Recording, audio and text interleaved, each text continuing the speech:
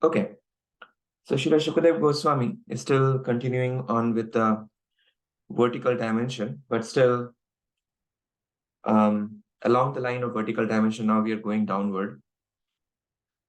So let's see. So I just wanted to recall for us the very, very short video that I showed yesterday, just so that we can remind ourselves of the position of the pole star as well as the Shishumar. Until we reach the Svargaloka planetary system, also known as heaven. And then from the center of the dome, a chandelier, which shows the planets according to the Vedic version. This planetary system is located on these two heads, which is hanging like the chandelier, getting the center of the pole star, that we can see every night. Okay, so you can see how the Shishumar, which is also sometimes referred to as the Shishumar constellation, includes all the 28 nakshatras as well as additional stars to the north of the ecliptic. And as we learned, the Shishumar is also considered to be an incarnation of Krishna, Vasudeva, and it is meditated upon by the yogis. And now, one thing that I did not show yesterday is the overall makeup of the different constellations in different parts of the Shishumar, which is covered by the 5th and the 6th verse of the previous chapter, the 23rd chapter. And you can see the end of the tail of this dolphin-like figure is on the top, basically the Dhruva Loka. And the body of the tail is covering the constellations Prajapati, Agni, Indra, and Dharma. And then the base of the tail is constituted by Dhata and Vidhata. And then it's in the hips is where the planets of the 7 sages are, or the Saptarishi. The right side are the nakshatras marking Udgayana, which is basically this also known as the Uttarayan. And on the left side are the nakshatras which are marking the Dakshinayan, which is the path of the sun going towards the south. Udgayana is going towards the north. And the back is Ajavithi constellation, which is marked with these 3 stars, which are Mula, Uttarashara, and Purvashara. And then going down further in that picture of the dolphin, as you can see, it's the tail upward and the face downward, coiled around, and going downward, the abdomen is marked with the Ganges or the Milky Way.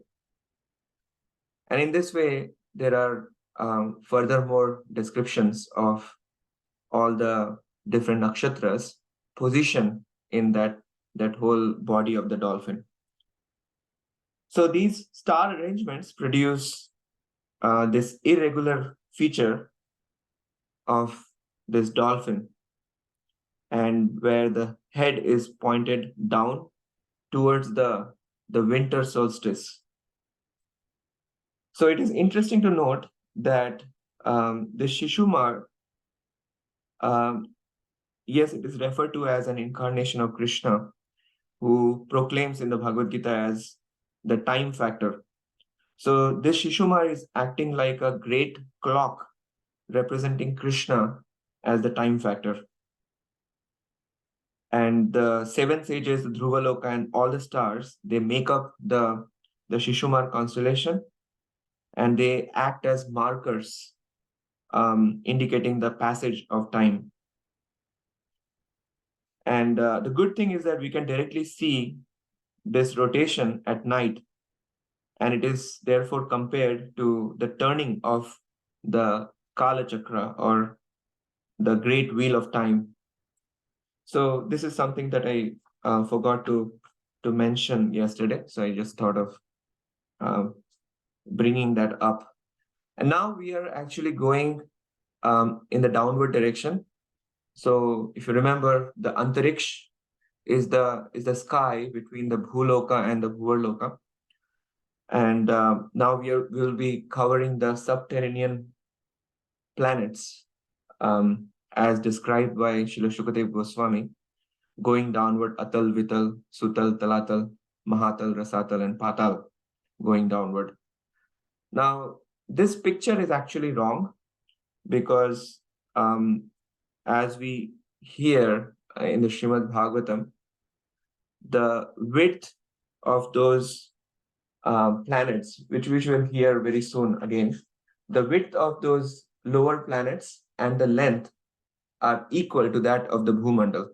So in this way, that spiraling going down, that picture is a little bit wrong, but it looks pictorially aesthetic. So that's all.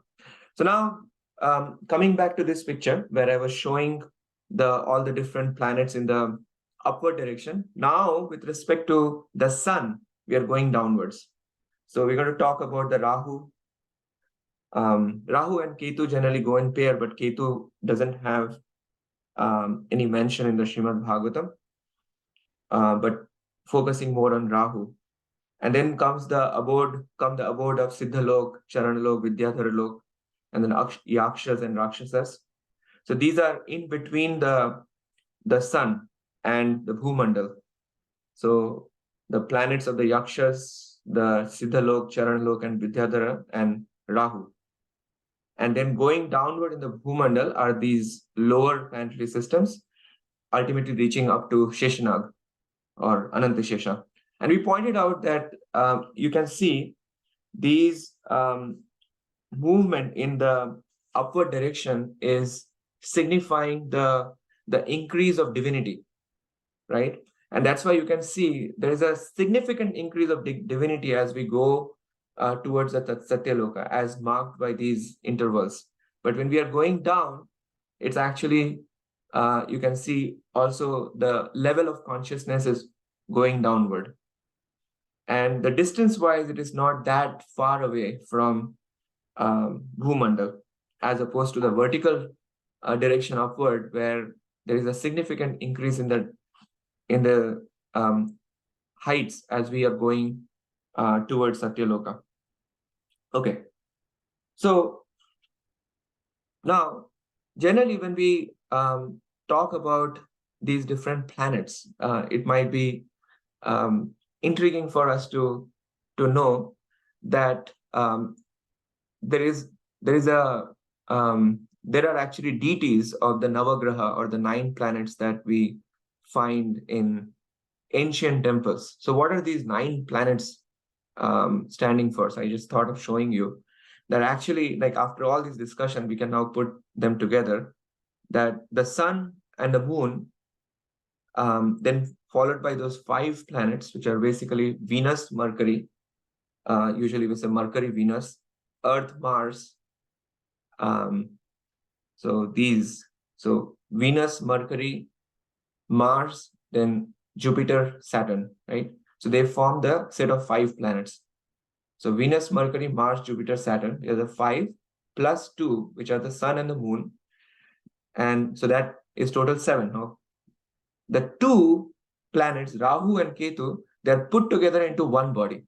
And this is what is fascinating here. So Rahu and Ketu, they are put together in the same body. And that's how we have the total 9 planets. So I just thought of showing you that picture so that you have a good sense of when we talk about astrologically the effects of these planets, whom are we referring to? And we had also mentioned before, out of all these planets, generally moon is considered to be favorable, but the 2 favorable planets are the Venus and the Jupiter. And rest of them mostly are unfavorable. So we can also see in terms of the effects of the planets in our life, you can see that most of the planets are unfavorably oriented, giving us a good opportunity to experience this dukkhalayam ashashvatam, aspect of this material world. Okay, so I'm going to stop sharing here and then have you, Giridhar and Prabhu, you can share now. Because we are now going to go into the reference of these texts. So first of all, talking a little bit of Rāhu, Bhagavatam doesn't speak too much about the eclipses and how it is caused by Rāhu.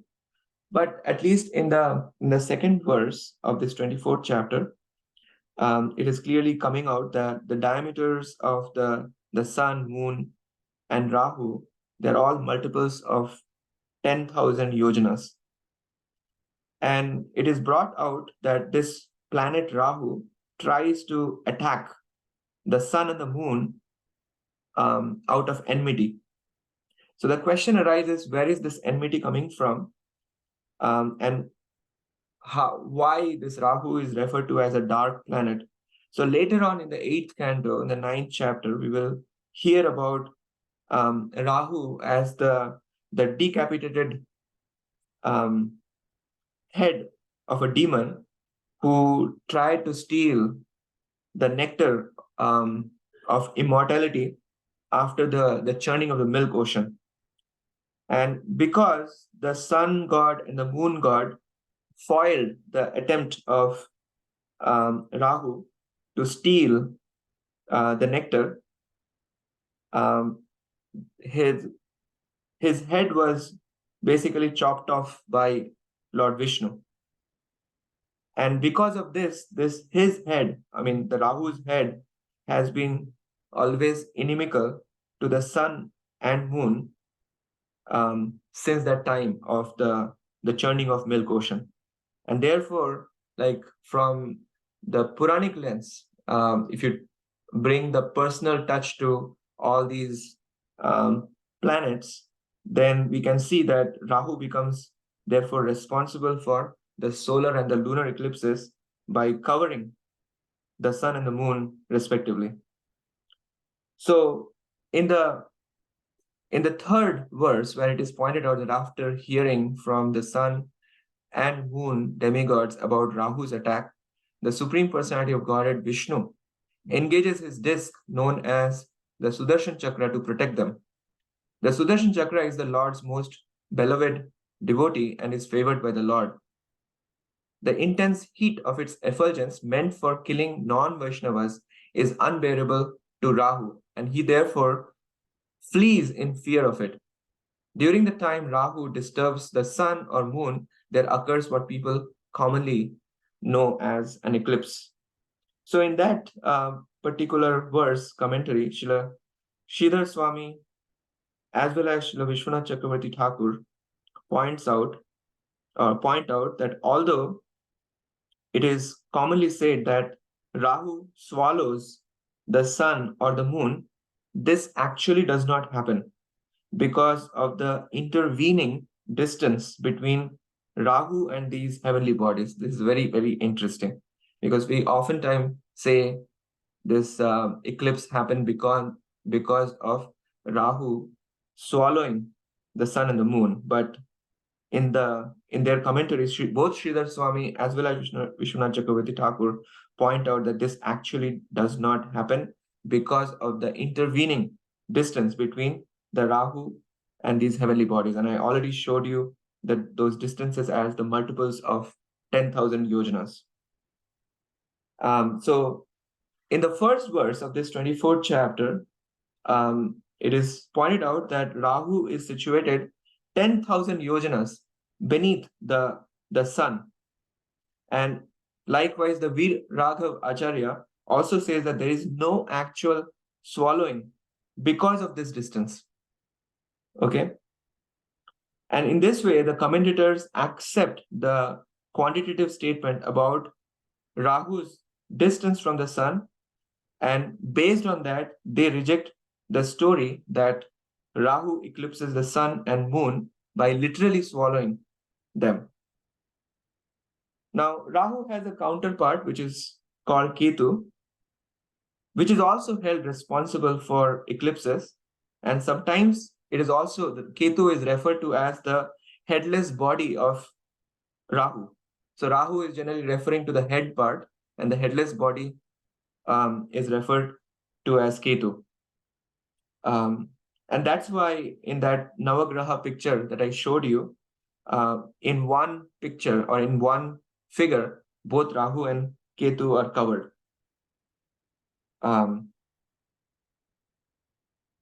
There is a brief mention of Ketu as a unit in the 6th canto, 6th chapter, 37th verse, where there is a mention of 100 Ketus.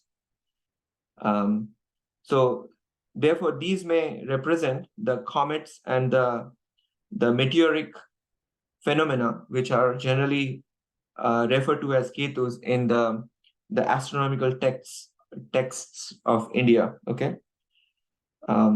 So in Jyotish Shastras, or astrological Shastras, Rahu and Ketu are identified with the ascending and the descending lunar nodes, which are the points of intersection of the orbits of the sun and the moon. And because eclipses can occur only when the sun and the moon are near one of those nodes, this gives Rahu and Ketu a role to play in eclipses. So therefore, in Jyotish Shastras or in astrological texts, similar sort of explanation is given about the solar and the lunar eclipse as the modern astronomers. And in this way, they are able to predict the occurrence of the eclipses. Okay, so now let's refer to some of the important purports of Srila Prabhupada. I just wanted to give you some basic discussion. All right. So Srila Shukadev Goswami is continuing with his description of the different planets below the sun. And he begins with this Rahu, which we just learned about, that although we hear about Rahu literally swallowing the sun or the moon during eclipses, but that swallowing actually doesn't take place because of the distance. So below the sun is the planet known as Rahu, which moves like a star. And although Rahu's predominating deity is unfit for it, he has assumed the position of a demigod or planetary deity by the grace of the Supreme Personality of Godhead. So Srila Shukadev Goswami, in the second verse, points out this enmity between Rahu and the sun and the moon. So Rahu tried to create dissension between the sun and the moon by interposing himself between them. Rahu is inimical toward both the sun and the moon, and therefore he always tries to cover the sunshine and moonshine on the dark moon day and full moon night. Now, this enmity between Rahu and the sun god and the moon god, the reference of it I already mentioned. It is coming from the 8th canto, which we will study later, that during the churning of the milk ocean, at that time, sun and the moon stopped Rahu from stealing the nectar. So the intense heat of the effulgence of the Sudarshan Chakra that is meant for killing the non-Vaishnavas is also unbearable for Rahu, and therefore he flees in fear of it. So this also means that when, suppose like according to astrological charts, we are supposed to have the effect of Rahu during a particular phase of our life. Just based on this, we can understand that by taking shelter of the Supreme Personality of Godhead, we can also ward off the effects of Rahu, because Rahu is always afraid of the Sudarshan Chakra of the Supreme Lord. So during that time, During the time Rahu disturbs the sun or moon, there occurs what people commonly known as an eclipse, and that's what is pointed out in the third verse. So in the text number 3 purport, there is a very interesting point that or interesting definition of demigod that Srila Prabhupada brings out. And that definition is this: the controlling demigods are most obedient to Lord Vishnu, although they also want material sense enjoyment. And that is why they are called demigods or almost godly. And continuing in that purport, Srila Prabhupada brings up a controversial point, which we had settled before, but I'm going to re-emphasize.